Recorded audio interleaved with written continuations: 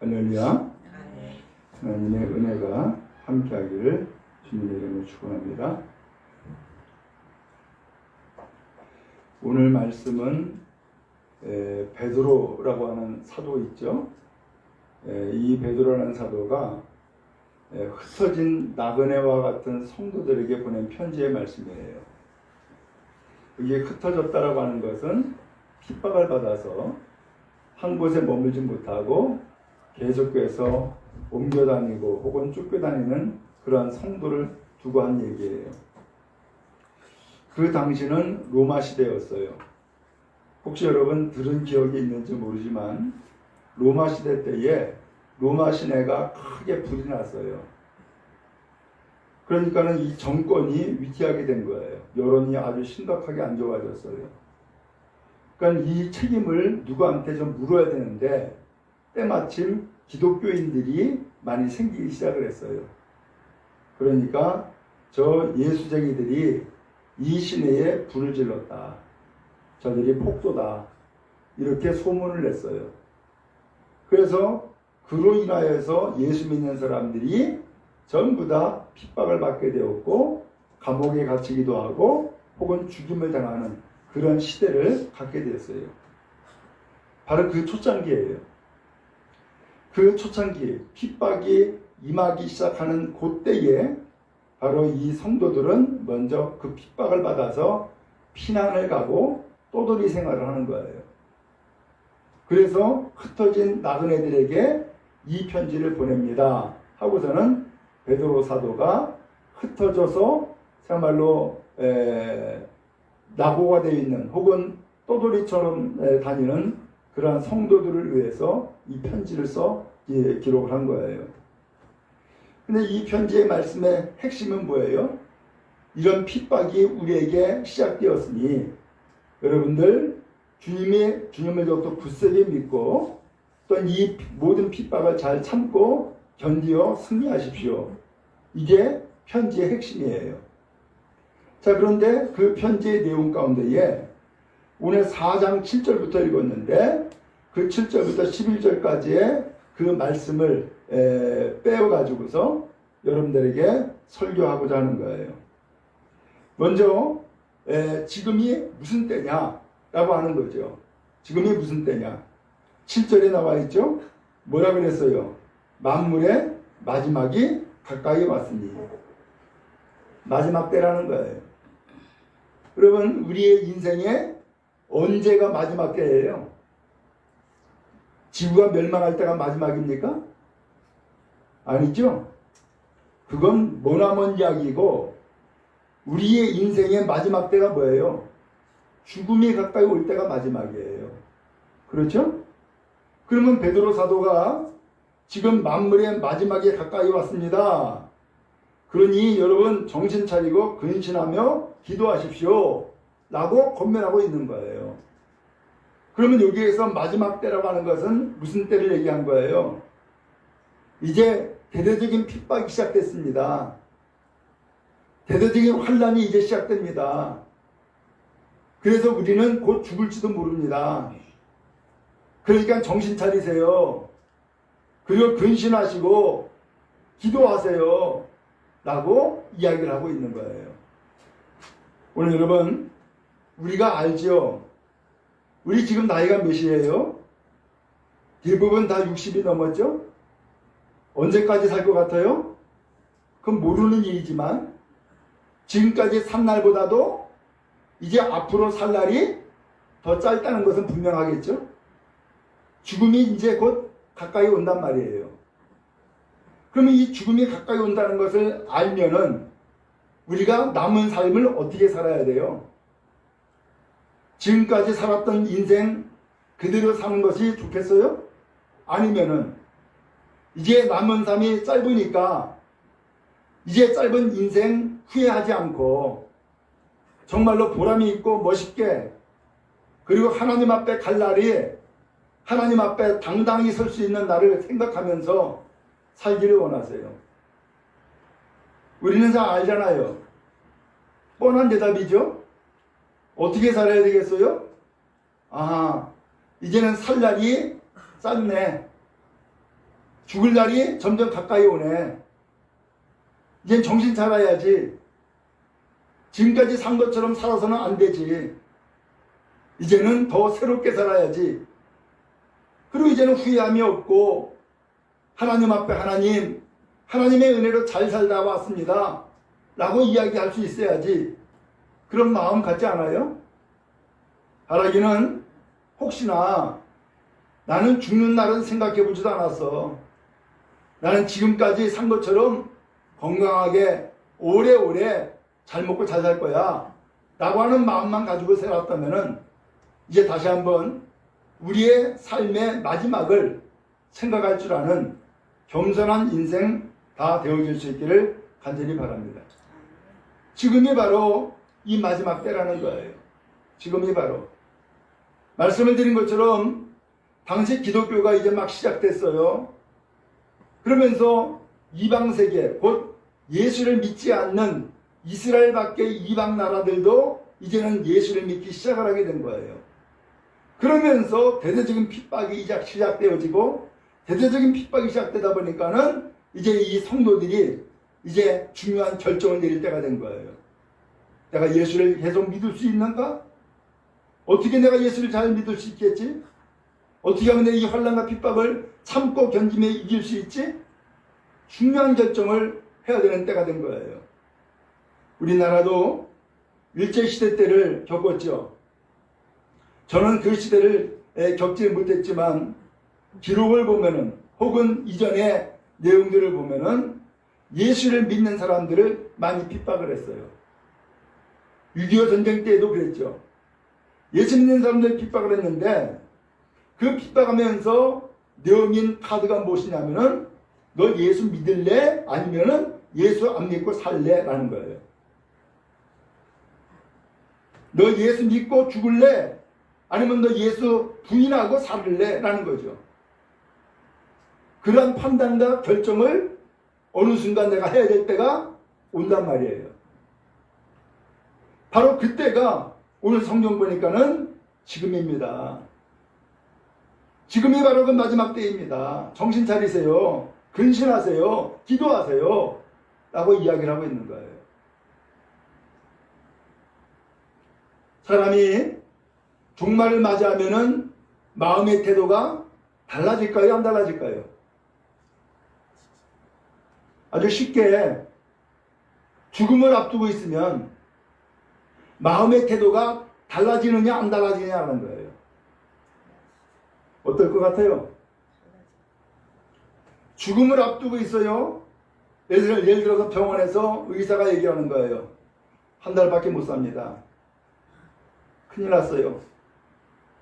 한 달 동안 나의 삶을 정리를 해야 돼. 거기에 나타나는 반응은 두 가지예요. 아, 이제 이 죽음을 내가 받아들이고 삶을 정리해야 되는구나 하고서는 하나씩 하나씩 정리하면서 죽음을 맞이하는 사람이 있어요. 근데 어떤 사람은 나는 절대로 안 죽어. 나는 안 죽을 거야 하면서 길을 쓰고 그렇게 그야말로 애원하다가 결국 죽는 사람이 있어요. 여러분, 우리가 거절하든지 수용하든지 상관없이 바로 이 마지막 때는 우리에게 가까이 다가오고 있고 이 마지막 때에 오늘 우리는 정신 차려야 되고 근신해야 되고 기도해야 된다는 거예요. 그럼 여러분, 우리의 삶에 겸손을 갖고 살아가는 은혜가 모두에게 임하기를 간절히 바랍니다. 우리가 알잖아요. 지금까지 살아온 것 내 힘으로 살았어요? 내 의지로 살았냔 말이죠. 내 마음대로 내 뜻대로 살았냔 말이죠. 하나님을 알고 예수를 믿는 사람은 알죠. 아, 내가 지금까지 살아온 것이 하나님의 은혜구나. 그러면 이 삶에 대해서 하나님의 은혜가 임했다는 것을 깨달아 알면 앞으로 또 어떻게 살아야 돼요? 계속해서 하나님의 은혜가 아니면은 살아갈 수 없는 존재다라는 것을 알고 더욱더 겸손하게 더욱더 삶을 아름답게 더 나아가서 하나님 앞에 영광 돌리는 인생을 살아가게 되어지는 거죠. 여러분 모두에게 이 마지막 때의 은혜가 임하기를 간절히 바랍니다. 자, 그러면 이제 이 마지막을 맞이하는 이 성도들에게 베드로 사도가 몇 가지 권면의 말씀을 주는 거예요. 그 첫 번째가 뭐냐?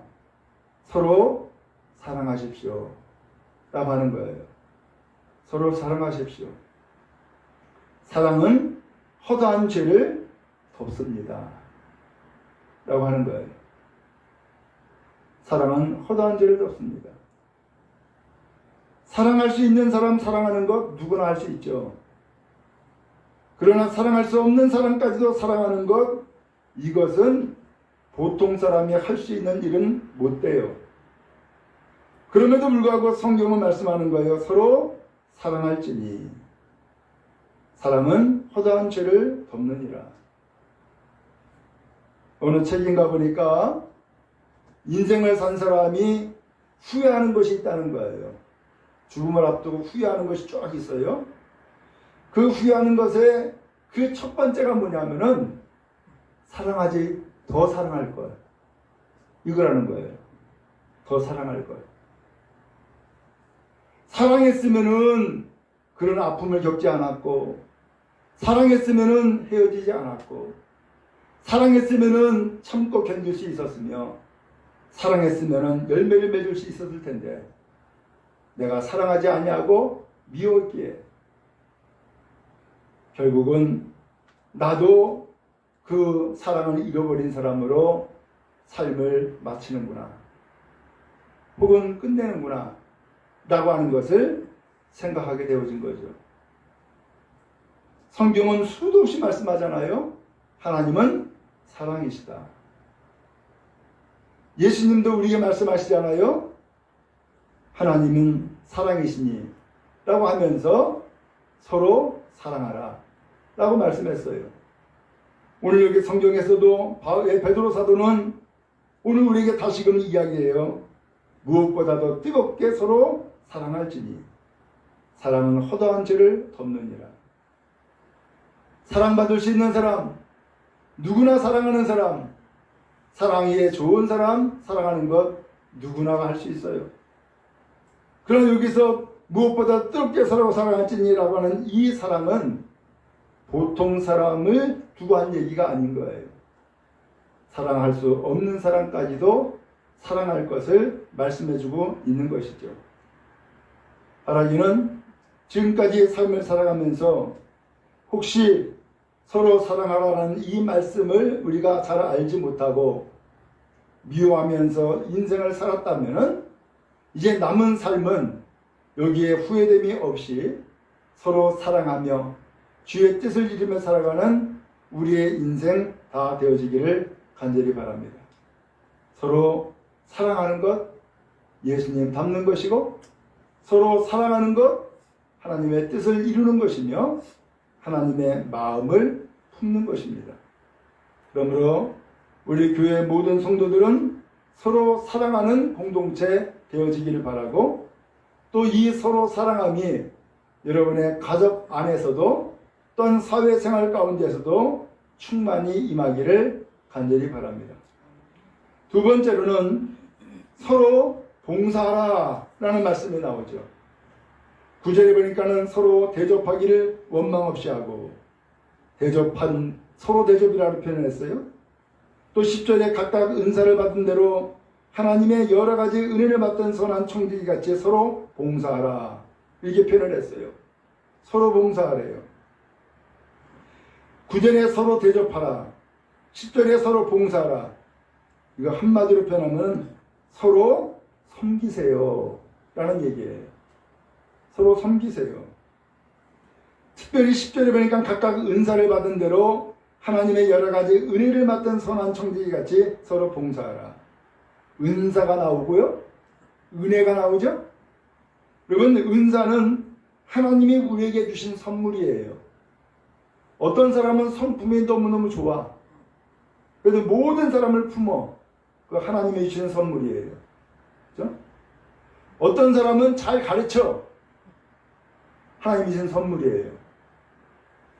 이 모든 은사가 사람마다 각각 있다는 거예요. 이 은사가. 그래서 아주 쉽게는 여러분이 잘하는 것이 은사예요. 여러분이 잘하는 것. 다른 사람보다도 나는 이런 부분에 있어서 더 좋은 것을 가지고 있다. 혹은 더 잘할 수 있다라고 하는 것이 여러분이 주신, 하나님이 주신 은사란 말이죠. 그래서 성경에 보면은 여러 가지 은사가 있지만은 그 은사 가운데 섬기는 것도 은사요. 대접하는 것도 은사요. 가르치는 것도 은사요. 기도하는 것, 이것도 은사였어요. 여러분 어떻게 할까요? 여러분이 가지고 있는 혹은 여러분이 하나님 앞에 받은 그 은혜의 선물을 통하여서 서로 봉사하고 섬기는 은혜가 있기를 간절히 바랍니다. 거기에 보니까 여러 가지 은혜를 맡은 선한 청지기같이 라고 했어요. 여러 가지 은혜를 맡은? 그러면 이 섬김을 통하여서, 이 봉사를 통하여서 결국은 무엇을 담당하고 있다는 거예요? 은혜를 맡은, 은혜를 담당하고 있는 거라는 거예요. 여러분이 받은 은사가 은혜가 되기를 축복합니다. 그 은사가 은혜가 안 되는 것은 정상적으로 혹은 하나님 앞에서 제대로 받은 은사가 아닐 수도 있어요. 그 전에 그런 일이 있었어요.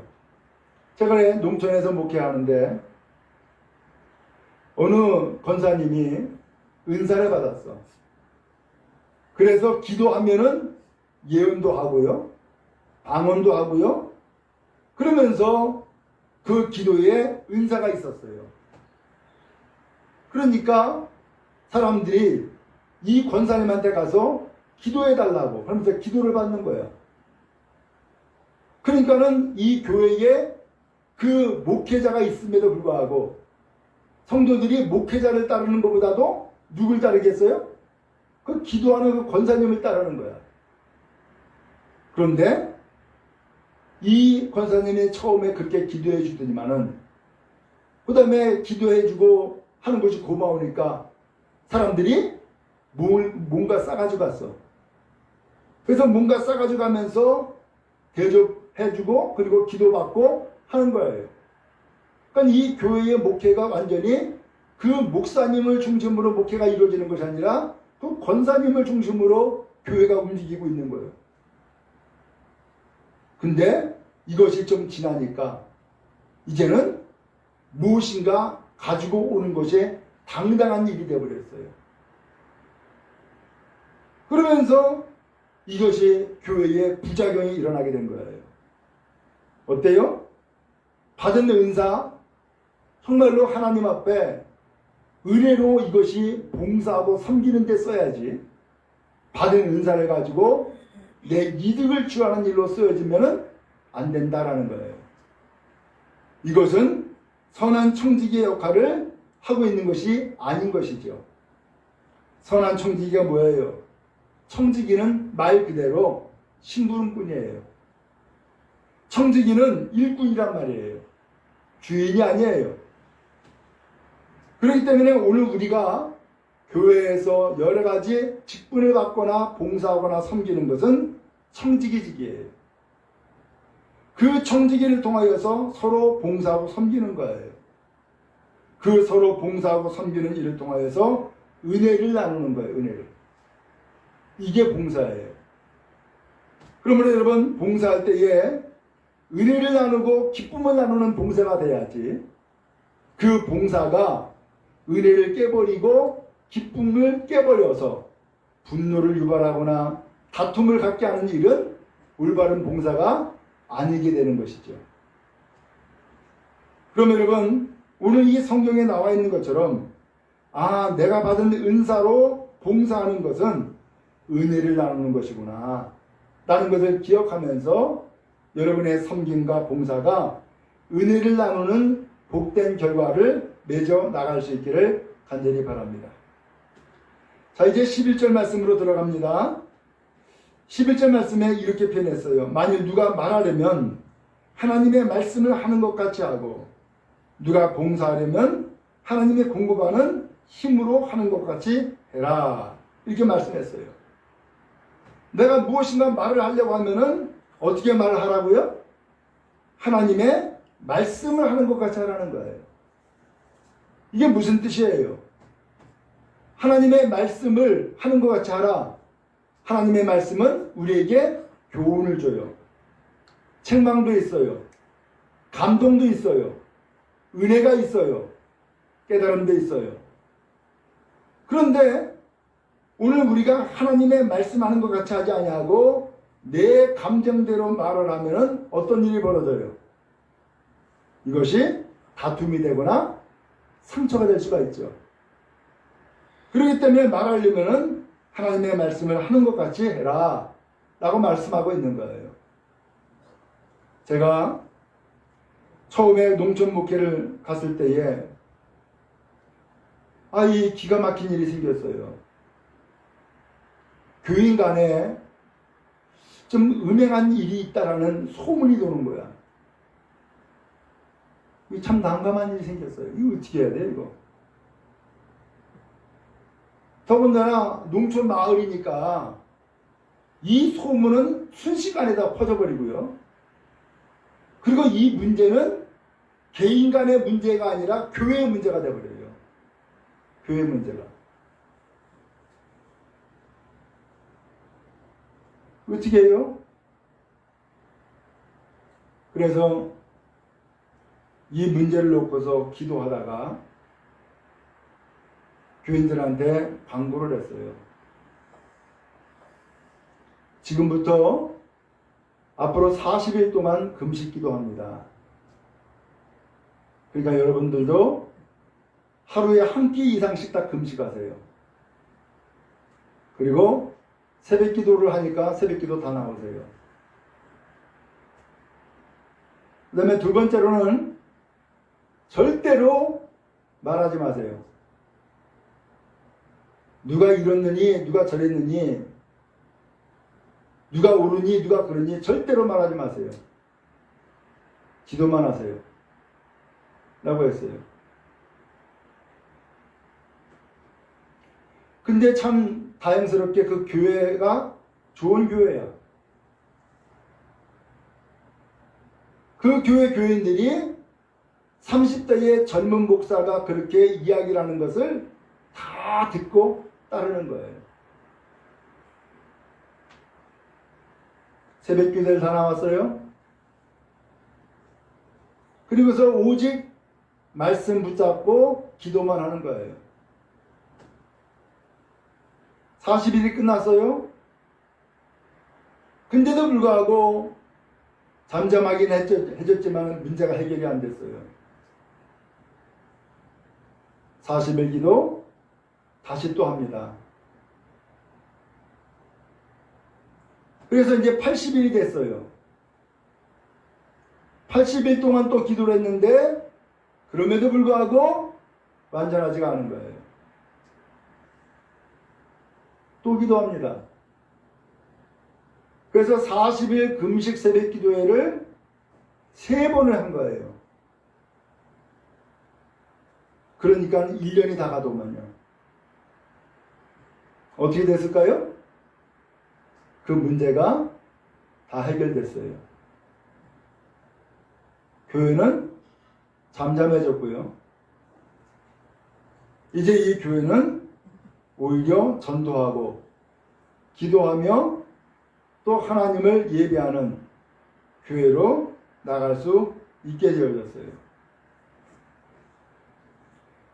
우리가 알듯이 신앙생활하면서 계속해서 제가 경험한 바로는 2가지가 항상 문제예요. 2가지가. 그 첫 번째가 뭐냐? 말이에요. 두 번째는 뭐냐? 돈이에요. 이 말과 돈 이 2가지가 정말로 필요한 것이긴 하지만은 이것은 자칫 악의 도구가 될 수 있다라는 거예요. 그래서 오늘 성경에도 보니까 누가 말하려면 어떻게 하라고요? 하나님의 말씀을 하는 것 같이 해라. 하나님의 말씀을 하는 것 같이 하려면은 거기에 내 감정이 들어가면 안 되겠지. 내 사상이 들어가면 안 되겠지. 내 뜻이 들어가면 안 되겠죠. 오직 온유함과 겸손함으로, 그리고 오직 사랑함으로 우리가 이야기를 할 때에 바로 그 이야기를 통하여서 때에 따라서는 오해한 것들은 풀어지고, 그리고 오히려 더 가까워질 수 있게 되어지고, 잘못 생각했던 것은 깨우치고 나아갈 수 있게 되어질 줄로 압니다. 봉사도 마찬가지예요. 누가 봉사하려면 어떻게 하라고요? 하나님이 공급하시는 힘으로 하는 것 같이 해라. 그러면 하나님이 공급하시는 힘으로 하는 것 같이 해라? 이게 무슨 뜻이에요? 봉사할 때에 자기 힘으로 하지 말라 그 얘기예요. 나는 이 일 잘해. 나 이 일의 선수야. 나는 이것만 하면 돼. 이거 전부 다 자기 힘으로 하는 거죠. 그러지 말고 하나님이 공급하는 힘으로 하래요. 내가 참 봉사하기 힘들지만 하나님이 나에게 은혜를 베풀어 주시니까, 하나님이 나에게 힘을 주시니까 내가 봉사할 수 있어. 내가 봉사함으로 오히려 감사해.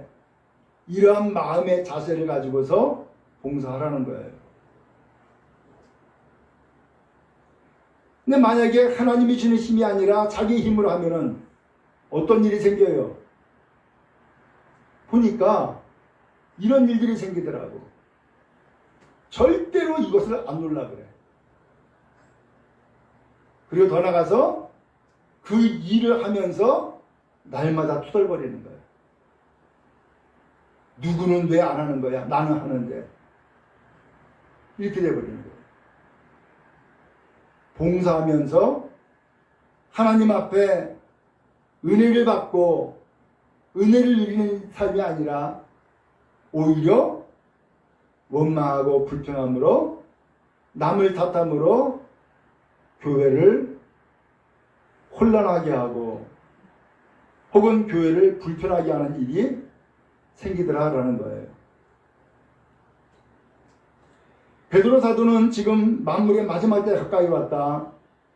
종말이 가까이 오고 있다는 거예요. 이 종말은 외부적인 핍박이었어요. 근데 외부적인 핍박으로 끝나는 것이 아니라 이번에 어디까지 들어와요? 내부적으로도 문제가 생기죠. 아주 쉽게 여러분 이렇게 이해할 수 있어요. 여러분 옛날에, 지금은 어떠실지 모르지만은 옛날에 삶을 살아갈 때 보면은 새빵살이를 많이 했잖아요. 그러면 새빵살이를 하게 되면은 언제 어떻게 이사를 해야 될지 날마다 걱정이야. 그렇죠? 날마다 걱정이야. 아, 그런데 한술 더 떠서 집안에서는 철부지 자녀들이 부모 말 안 듣고 자기 욕심만 내세우면서 말을 하는 거야. 아, 다른 아이들은 운동화를 신고 다니는데 나는 고무신 신고 다닌다고. 다른 아이들은 책가방 가지고 다니는데 나는 보따리 싸가지고 다닌다고. 그러면서 운동화 사줘, 책가방 사줘 하면은 어떻게 돼요? 아직까지 그 자녀들은 누구를 모르고 있는 거예요?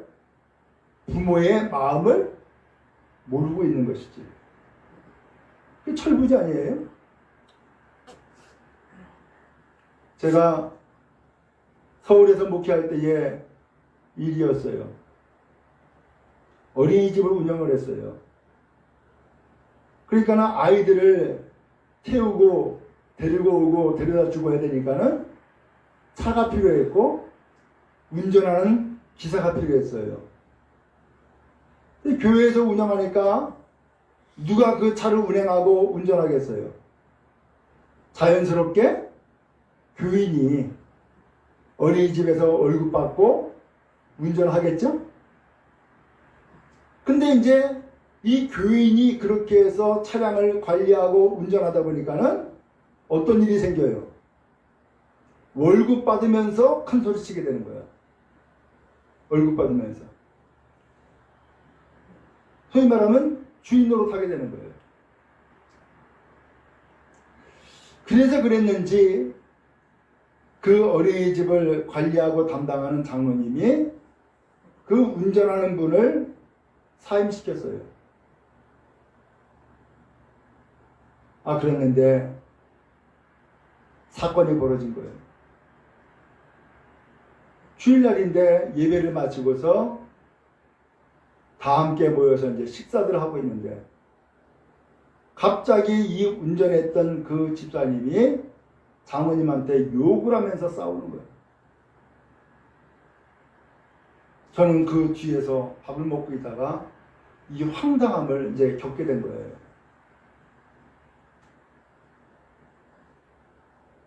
어떻게 해요? 저는 그 자리에서 밥 먹다 말고 그냥 나왔어요.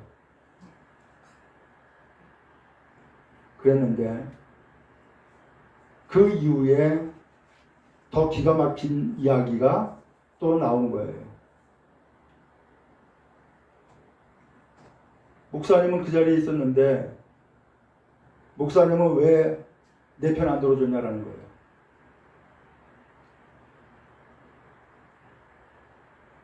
왜 내 편 안 들어줬냐?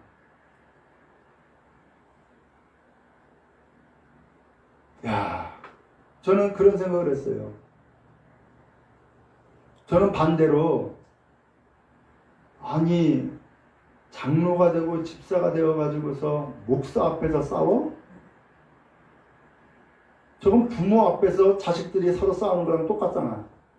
저는 그런 생각을 했는데 반대로 그 교인들은 목사님이 왜 내 편 안 들어줬냐 라고 이야기를 하고 있는 거예요.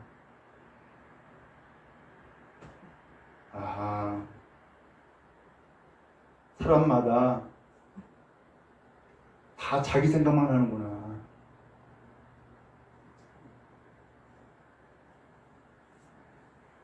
정말로 하나님의 교회다라고 하는 것을 생각한다면은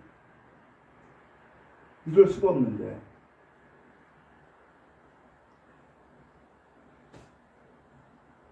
그리고 이 교회에 목사님이 있다라고 하는 것을 안다 그러면은 이럴 수가 없는데. 그 완전히 목사를 무시하는 것 아닌가? 라는 생각을 하게 된 거예요.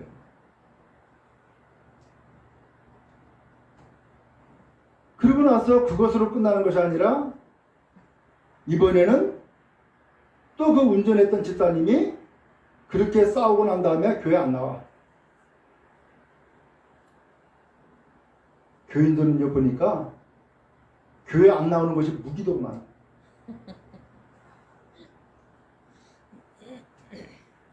근데 그 부인은 또 교회를 또 잘 다녀요. 열심히 다녀요.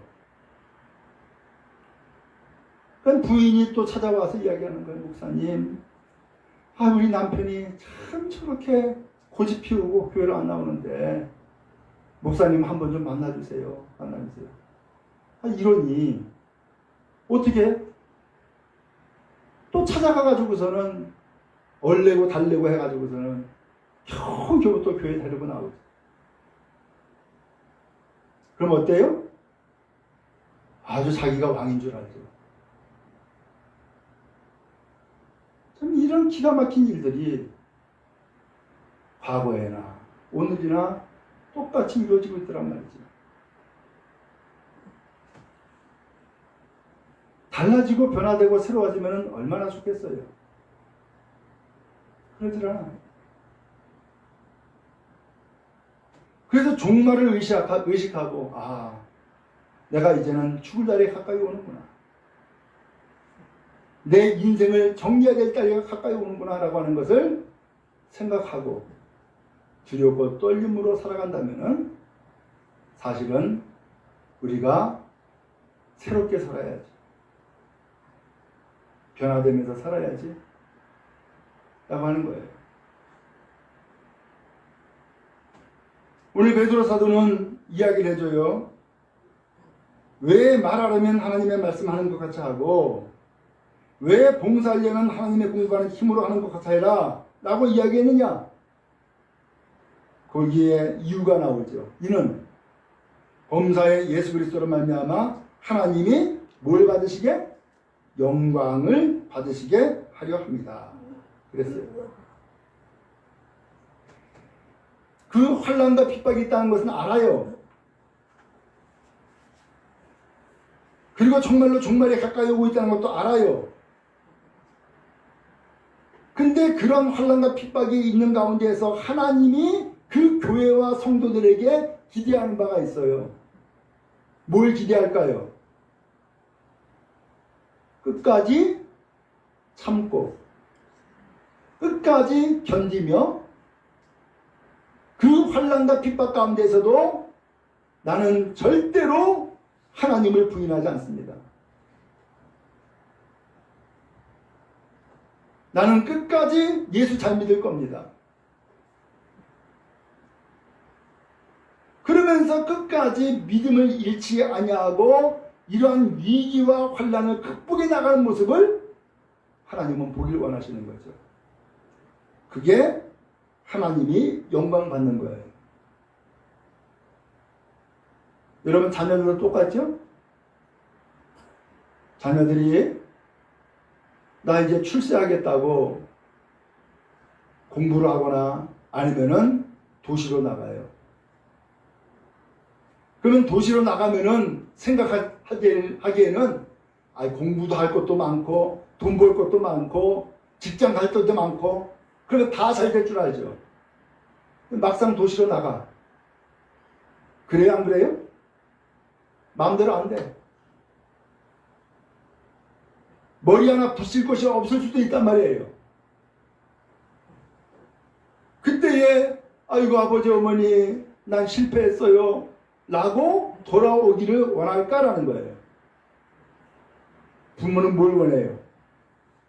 그런 어려움이 있지만 그 모든 어려움들이 있는 것을 하나하나 다 극복하고 또 해결을 해가지고서 그가 목적하는 바를 온전히 이루며 살아갈 때에 부모는 그 자녀를 보고서 어떻게 생각을 해요? 그래, 잘 참았다. 잘 견뎠다. 정말로 훌륭하다. 역시 내 자녀네. 라고 인정하지 않겠어요. 바로 그것이 부모님에게 영광을 돌리고 감사한 삶이 되어지는 거죠. 하나님도 마찬가지예요. 하나님이 우리가 신앙생활하는 거 어렵고 힘든 줄 알아요. 목회하는 거 어렵고 힘든 거 알아요. 그렇다고 해서 아이고 그만둬 라고 해서 포기하면서 살아가는 인생 되는 것을 하나님이 원하긴단 말이죠. 그게 아니라 예수님처럼 참고 견디며 하나님의 뜻이라면 순종하면서 나아가는 모습, 그리고 그런 삶을 살아갈 때에 주님은 격려해 주시고 용기 주시고 은혜를 베풀어 주셔서 승리하게 하시고 영광을 받으실 줄로 믿습니다. 바라기는 오늘 우리의 신앙이 이와 같이 날로 새로워지고 변화되는 인생 다 되어지기를 주님의 이름으로 축복합니다. 날마다 책갈기 돌듯이 똑같은 삶을 살아가서는 안 되죠. 하루하루 달라져야죠. 새로워져야 되겠죠. 오늘 여러분들은 어제보다는 오늘이 더 새롭고 오늘보다는 내일이 더욱더 새로워지는 복된 신앙의 길을 갈 수 있기를 간절히 바랍니다. 낙오하지 마십시오. 뒤돌아서지 마십시오. 그리고 표대를 향하여서 앞에 있는 예수 그리스도를 붙잡고 나아가는 여러분 다 되기를 간절히 바랍니다. 바로 이것이 승리입니다. 바로 이것이 믿음입니다. 믿음의 길을 온전히 나아가는 온 성도 다 되어지기를 주님의 이름으로 축복합니다.